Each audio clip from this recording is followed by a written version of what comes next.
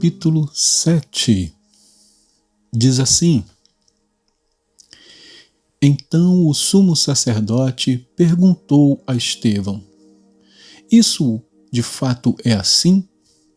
Estevão respondeu: Irmãos e pais, escutem.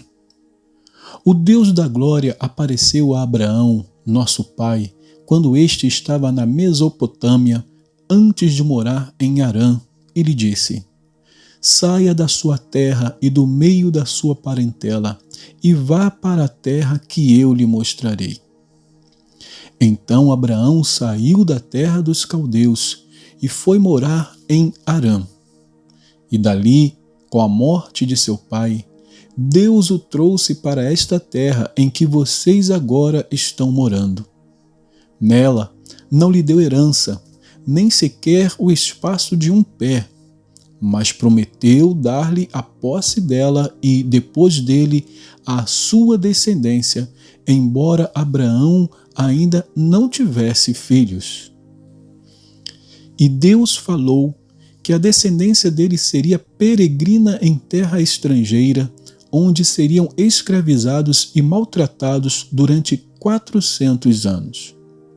Deus disse ainda: Castigarei a nação da qual forem escravos, e depois disso sairão daí e me servirão neste lugar. Então lhe deu a aliança da circuncisão. Assim, Abraão gerou Isaque, e o circuncidou no 8º dia. E Isaque gerou a Jacó, e Jacó gerou os 12 patriarcas. Os patriarcas, invejosos de José, venderam-no para ser levado para o Egito. Mas Deus estava com ele e o livrou de todas as suas aflições, concedendo-lhe também graça e sabedoria diante de Faraó, rei do Egito, que o constituiu governador daquela nação e de toda a casa real. Depois houve fome e grande sofrimento em todo o Egito e em Canaã, e nossos pais não achavam o que comer. Mas quando Jacó ouviu que no Egito havia trigo, mandou pela primeira vez os nossos pais até lá. Na segunda vez, José se fez reconhecer pelos seus irmãos, e o Faraó veio a conhecer a família de José. Então José mandou chamar Jacó, seu pai, e toda a sua parentela, isto é, 75 pessoas. Jacó foi para o Egito e ali morreu, ele e também os nossos pais. Depois eles foram transportados para Siquém e postos no túmulo que Abraão tinha comprado dos filhos de Amor em Siquém, pagando um certo preço. E quando estava próximo o tempo em que Deus cumpriria a promessa feita a Abraão, o povo cresceu e se multiplicou no Egito, até que se levantou ali outro rei que não conhecia José. Este outro rei tratou com astúcia a nossa gente e torturou os nossos pais, a ponto de forçá-los a abandonar seus meninos recém-nascidos para que não sobrevivessem. Por esse tempo nasceu Moisés, que era formoso aos olhos de Deus. Durante 3 meses ele foi mantido na casa de seu pai. Quando tiveram de abandoná-lo, a filha de Faraó o recolheu e criou como seu próprio filho. E Moisés foi educado em toda a ciência dos egípcios e era poderoso em palavras e obras. Quando completou 40 anos, Moisés teve a ideia de visitar os seus irmãos, os filhos de Israel. Vendo um homem ser maltratado, saiu em defesa dele e vingou o oprimido, matando o egípcio. Ora, Moisés pensava que seus irmãos entenderiam que Deus queria salvá-los por meio dele. Eles, porém, não entenderam. No dia seguinte, Moisés aproximou-se de uns que brigavam e procurou reconduzi-los à paz, dizendo: Homens, vocês são irmãos, por que estão maltratando um ao outro? Mas o que agredia o seu próximo repeliu Moisés, dizendo: quem colocou você como chefe e juiz sobre nós? Será que quer me matar, assim como ontem matou o egípcio? Ao ouvir isto, Moisés fugiu e se tornou peregrino na terra de Midian, onde lhe nasceram 2 filhos. Passados 40 anos, apareceu-lhe no deserto do Monte Sinai um anjo por entre as chamas de uma sarça que estava queimando. Moisés ficou maravilhado diante daquela visão e, aproximando-se para contemplá-la, ouviu-se a voz do Senhor que disse: eu sou o Deus dos seus pais, o Deus de Abraão, de Isaque e de Jacó. Moisés, tremendo de medo, não ousava contemplar a sarça. Então o Senhor disse: tire as sandálias dos pés, porque o lugar em que você está é terra santa. Certamente vi o sofrimento do meu povo no Egito, ouvi o seu gemido e desci para libertá-lo. Venha agora, vou mandar você para o Egito. A este Moisés, a quem tinham rejeitado, dizendo: quem colocou você como chefe e juiz? Deus enviou como chefe e libertador com a assistência do anjo que lhe apareceu na sarça. Foi Moisés quem os tirou de lá, fazendo prodígios e sinais na terra do Egito, no Mar Vermelho e no deserto durante 40 anos. Foi ainda Moisés quem disse aos filhos de Israel: Deus fará com que, do meio dos irmãos de vocês, se levante um profeta semelhante a mim. É este Moisés quem esteve na congregação no deserto, com o anjo que lhe falava no Monte Sinai e com os nossos pais. Foi ele quem recebeu palavras vivas para nos transmitir. Nossos pais não quiseram obedecer a Moisés, mas o rejeitaram e, no seu coração, voltaram para o Egito, dizendo a Arão: faça para nós deuses que vão adiante de nós, porque quanto a este Moisés, que nos tirou da terra do Egito, não sabemos o que lhe aconteceu. Naqueles dias, fizeram um bezerro e ofereceram sacrifício ao ídolo, alegrando-se com as obras das suas mãos. Mas Deus se afastou e os entregou à adoração das estrelas do céu, como está escrito no livro dos profetas. Ó casa de Israel, será que foi para mim que vocês ofereceram vítimas e sacrifícios no deserto durante 40 anos? Não é verdade que vocês levantaram o tabernáculo de Moloque e a estrela de Renfã, o deus de vocês, imagens que vocês fizeram para as adorar? Por isso, vou mandar vocês ao exílio para além da Babilônia. O tabernáculo do testemunho estava entre nossos pais no deserto, como havia ordenado aquele que disse a Moisés que o fizesse segundo o modelo que tinha visto.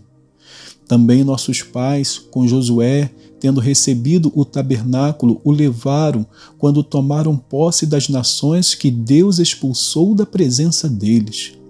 Foi assim até os dias de Davi, que obteve o favor de Deus e pediu autorização para construir uma casa para o Deus de Jacó. Mas foi Salomão quem lhe edificou a casa. Entretanto, o Altíssimo não habita em casas feitas por mãos humanas, como diz o profeta. O céu é o meu trono e a terra é o estrado dos meus pés. Que casa vocês edificarão para mim, diz o Senhor, ou qual é o lugar do meu repouso? Não é fato que minha mão fez todas estas coisas? Homens teimosos e incircuncisos de coração e de ouvidos, vocês sempre resistem ao Espírito Santo. Vocês fazem exatamente o mesmo que fizeram os seus pais. Qual dos profetas os pais de vocês não perseguiram? Eles mataram os que anteriormente anunciavam a vinda do justo, do qual vocês agora se tornaram traidores e assassinos, vocês que receberam a lei por ministério de anjos e não a guardaram. Ao ouvirem isto, ficaram com o coração cheio de raiva e rangiam os dentes contra ele. Mas Estevão, cheio do Espírito Santo, fitou os olhos no céu e viu a glória de Deus e Jesus, que estava à direita de Deus. Então disse: Eis que vejo os céus abertos e o Filho do Homem em pé à direita de Deus. Eles, porém, gritando bem alto, taparam os ouvidos e, unânimes, avançaram contra ele. E, expulsando-o da cidade, o apedrejaram. As testemunhas deixaram as capas deles aos pés de um jovem chamado Saulo. E, enquanto o apedrejavam, Estevão orava, dizendo: Senhor Jesus, recebe o meu espírito. Então, ajoelhando-se, gritou bem alto: Senhor, não os condenes por causa deste pecado. E, depois que ele disse isso, morreu. E o capítulo 8 começa dizendo: E Saulo consentia na morte de Estevão. Mas vamos para aqui e nós vamos à carta de Tiago, agora no capítulo 2. Tiago, capítulo 2, diz assim: Meus irmãos, vocês não podem ter fé em nosso Senhor Jesus Cristo, o Senhor da Glória, e ao mesmo tempo tratar as pessoas com parcialidade. Porque se entrar na sinagoga de vocês um homem com anéis de ouro nos dedos, vestindo roupa luxuosa, e entrar também um pobre muito mal vestido, e vocês derem um tratamento especial ao que está vestido com a roupa luxuosa, dizendo: Você sente-se aqui no lugar de honra, e disserem ao pobre: Você fique em pé, ou sente-se ali, abaixo do estrado dos meus pés. Será que vocês não estão fazendo distinção entre vocês mesmos e julgando as pessoas com critérios errados? Escutem, meus amados irmãos. Por acaso Deus não escolheu os que para o mundo são pobres para serem ricos em fé e herdeiros do reino que ele prometeu aos que o amam? No entanto, vocês desprezam os pobres. Por acaso não são os ricos que oprimem vocês e não são eles que os arrastam para os tribunais? Não são eles os que blasfemam o bom nome que foi invocado sobre vocês? Se vocês, de fato, observam a lei do reino, conforme está na Escritura, ame o seu próximo como a si mesmo, fazem bem. Se, no entanto, vocês tratam as pessoas com parcialidade, cometem pecado, sendo condenados pela lei como transgressores. Pois quem guarda toda a lei, mas tropeça em um só ponto, se torna culpado de todos. Porque aquele que disse: não cometa adultério, também o ordenou: não mate. Ora, se você não comete adultério, porém mata, acaba sendo transgressor da lei. Assim, falem e vivam como pessoas que serão julgadas pela lei da liberdade. Porque o juízo é sem misericórdia sobre quem não usou de misericórdia. A misericórdia triunfa sobre o juízo. Meus irmãos, qual é o proveito se alguém disser que tem fé, mas não tiver obras? Será que essa fé pode salvá-lo?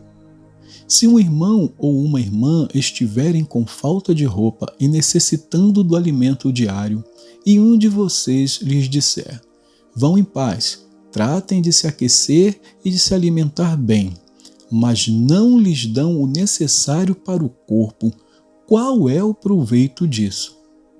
Assim também a fé, se não tiver obras, por si só está morta.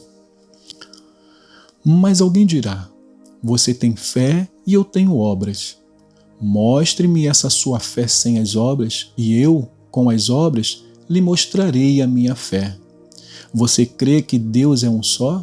Faz muito bem. Até os demônios creem e tremem. Seu tolo, você quer ter certeza de que a fé sem as obras é inútil? Por acaso não foi pelas obras que Abraão, o nosso pai, foi justificado quando ofereceu o seu filho Isaque sobre o altar? Você percebe que a fé operava juntamente com as suas obras e que foi pelas obras que a fé se consumou. E se cumpriu a Escritura que diz: Abraão creu em Deus e isso lhe foi atribuído para a justiça, e ele foi chamado amigo de Deus. Assim, vocês percebem que uma pessoa é justificada pelas obras e não somente pela fé.